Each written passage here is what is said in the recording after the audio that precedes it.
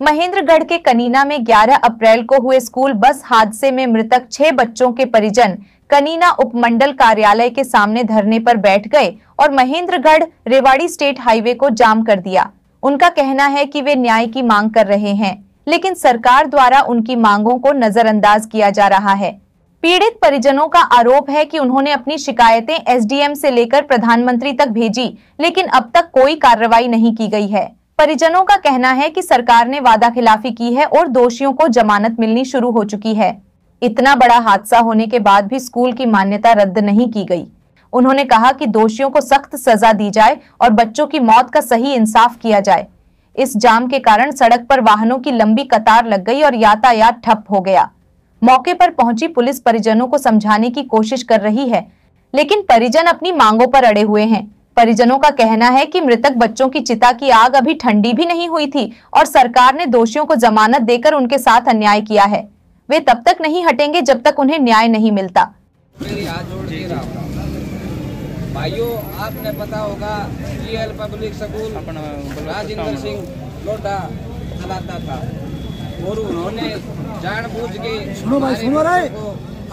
सड़क दुर्घटना में झोंक दिया। वो एक सड़क दुर्घटना नहीं थी, वो एक प्री प्लान हत्या की गई थी हमारे बच्चों को। और आज तक हम न्याय के लिए दर दर की ठोकरें खा रहे।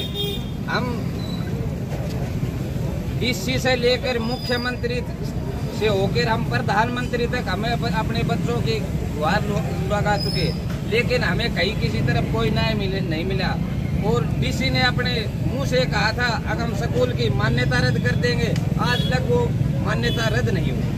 ये तो ऑन रिकॉर्ड बात है। और हम सभी जो हमने डिमांड रखी थी भी हमारी हाई कोर्ट की निगरानी में जांच होनी चाहिए, इसकी भी सभी ने हाँ भरी थी, लेकिन आज तक उसके ऊपर कोई कार्रवाई नहीं हुई। और जो मेन दोषी थी दीप्ति, उसको हमारे बच्चों की चिता अब तक ठंडी नहीं हुई है, उससे पहले उसको जमानत के ऊपर खुला छोड़ दिया गया है। तो बताओ ये कैसा इंसाफ है? मैं समाज से भी पूछना चाहता हूँ और प्रशासन से पूछना चाहता हूँ, ऐसा कोई आदमी नहीं छोटा जिसके उसके दर दर की ठोकरें नहीं खाई हो। इसीलिए हम शिक्षा मंत्री के पास गए तो उन्होंने कहा अब तुम्हारा मामला ठंडा हो गया, तुम्हारा तवा ठंडा हो गया। तो हमारे पास तवा गर्म करने के लिए या तो हम खुद मरे या हम रोड पे बैठे, और हमारे पास कोई चारा नहीं है। ये रोड पे बैठने का हमें कोई शौक नहीं था, लेकिन हमने सरकार ने जबरदस्ती रोड के ऊपर बैठाया है। हमने पहले भी महापंचायत करी थी आराम से शांतिपूर्वक साइड में बैठ के, लेकिन हमारी बातों का कोई मतलब के नाम से रिस्पांस किसी प्रकार का नहीं दिया।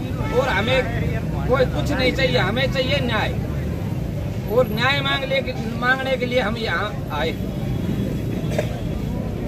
ठीक है, राम राम नमस्कार।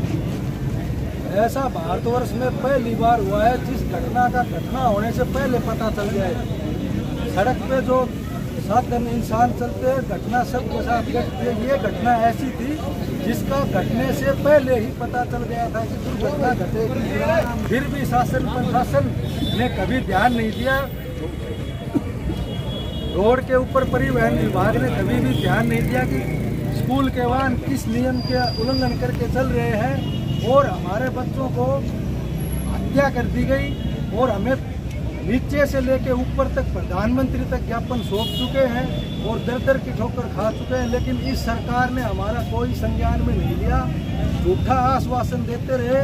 सांसद धर्मवीर लोकसभा अटेली, जिस विधानसभा अटेली ने उनको जिताने का काम किया, उन्होंने हमें 3 महीने तक आश्वासन देते रहे कि आचार संहिता हटने के बाद आपकी सुनवाई कर दी जाएगी, आपकी मांगे पूरी कर दी जाएंगी। लेकिन उन्होंने आज तक सभी गांवों में धन्यवाद करने रैली जनसभाएं करी, लेकिन झाड़ली धड़ुंदा गांव छोड़ के और वहां पे शक्ल दिखाने भी नहीं आए। उन्होंने ऐसा व्यवहार किया है और इसका जवाब हम वोट की चोट से देंगे, यही कहना चाहते हैं।